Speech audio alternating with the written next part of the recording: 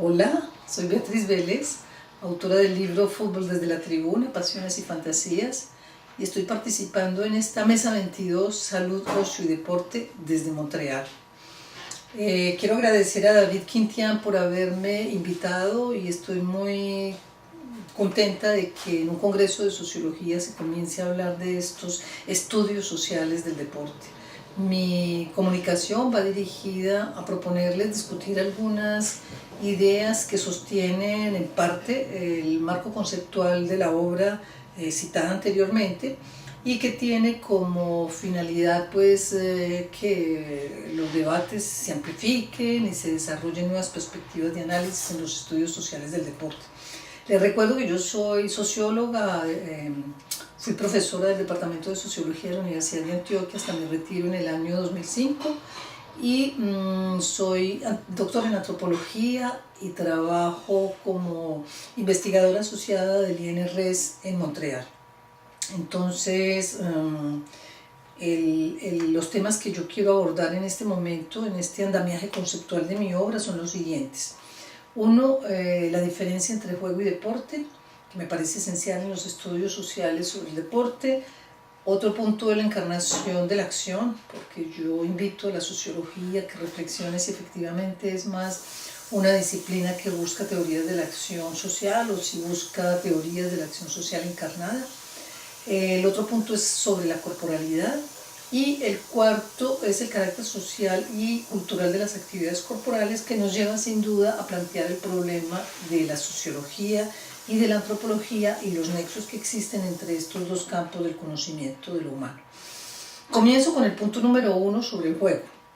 Esto es un concepto que fue trabajado en mi libro y voy a tomarlo de allí.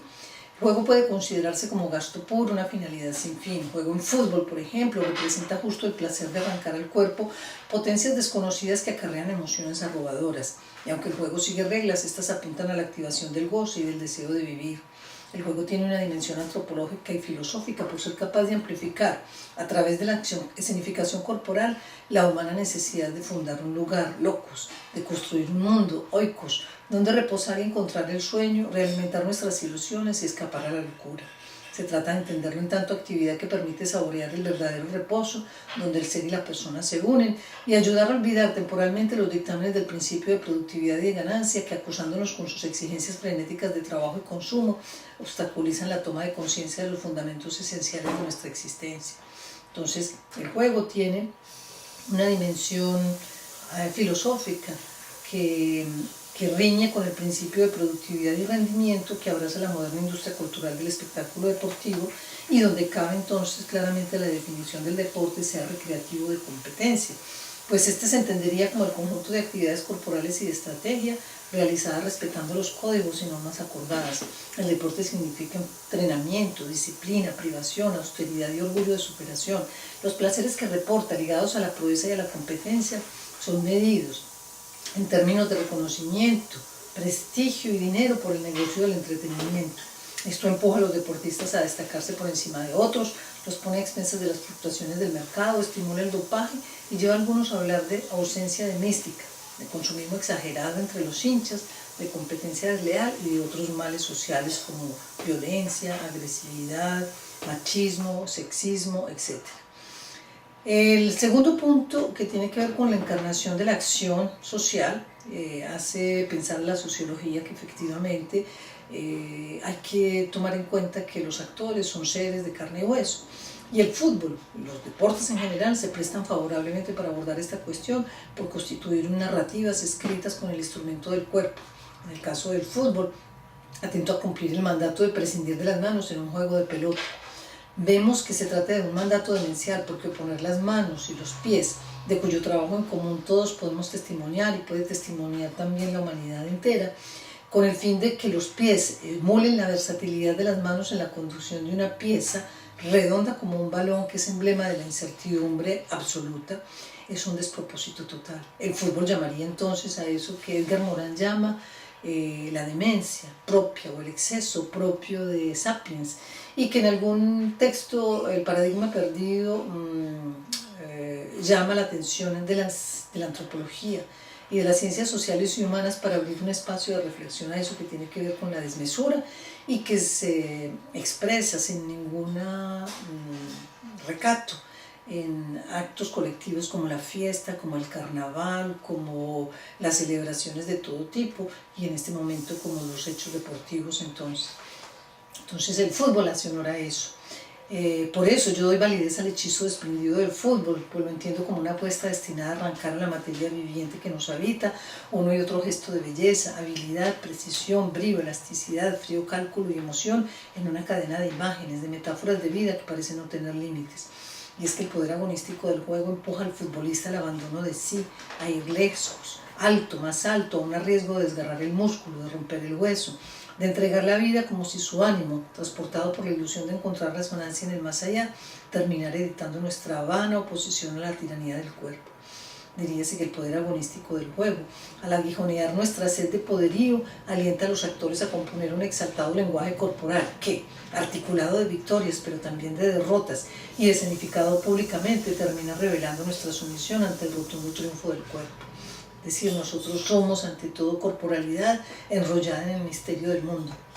De ahí entonces que sea tan importante en los estudios sociales del deporte exaltar esta dimensión del hecho humano que muy a menudo las ciencias sociales, en particular la sociología, han sido negligentes.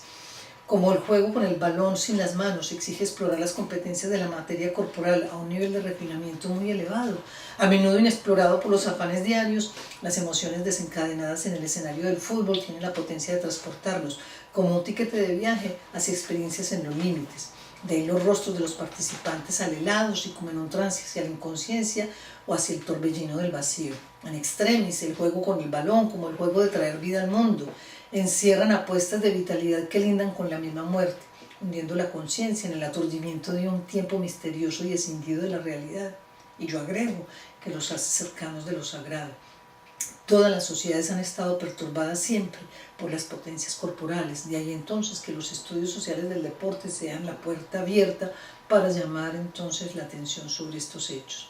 Porque en el estadio, al grito de gol, las emociones cabalgan desbocadas en una duración de tiempo imprecisa, plena e intensa, que muestra cómo el inconsciente gusta de grandes imágenes y de ensoñaciones sin fin, y que ante la remembranza del tiempo fusional, aún el más racionalista recupera el contacto con la materia irracional, atormentada y misteriosamente viva.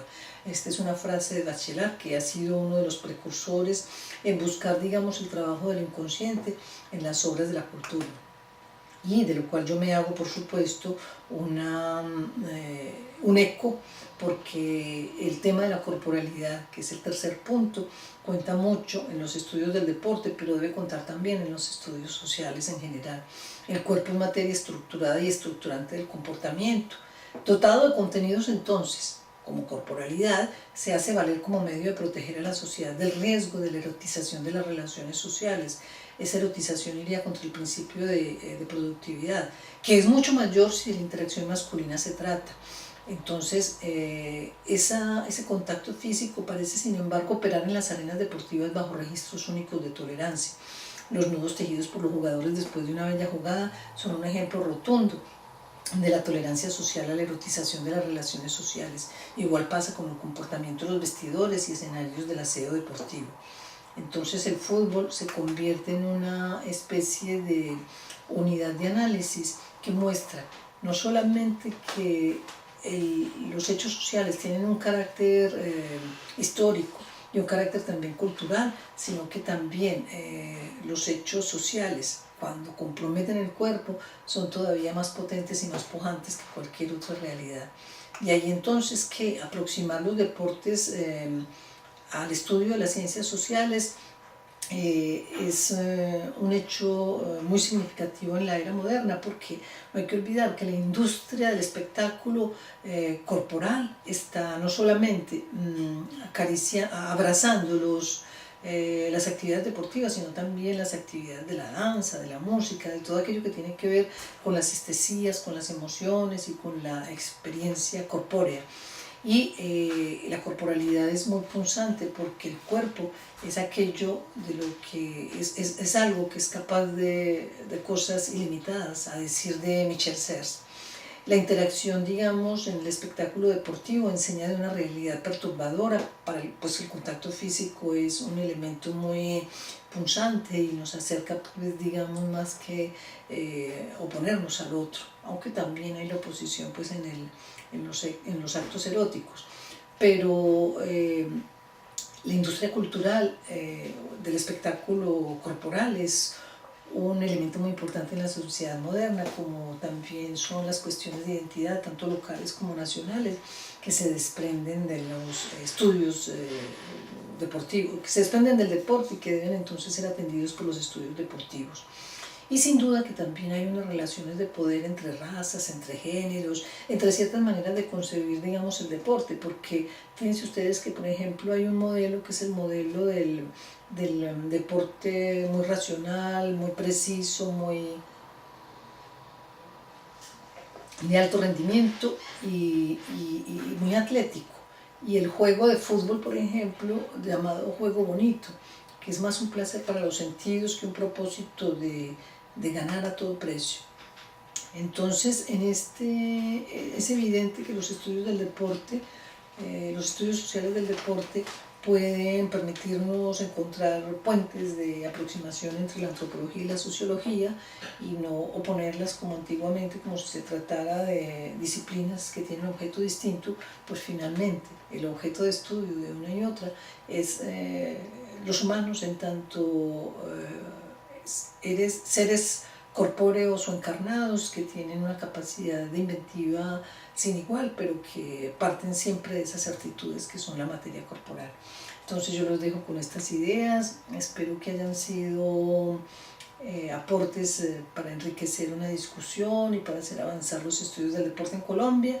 Y como saben, pues yo estoy muy interesada en que ojalá me puedan dar cuenta de algunas de las retroalimentaciones que han dado mis ideas y también de las discusiones que se han originado. Y por supuesto que les recomiendo leer el libro Fútbol desde la tribuna, pasiones y fantasías, como un caso ilustrativo de un estudio del deporte que aproxima no solamente a la realidad corpórea, sino también campos de saber como la sociología y la antropología tradicionalmente muy distantes. Muchas gracias, buena discusión, buen congreso.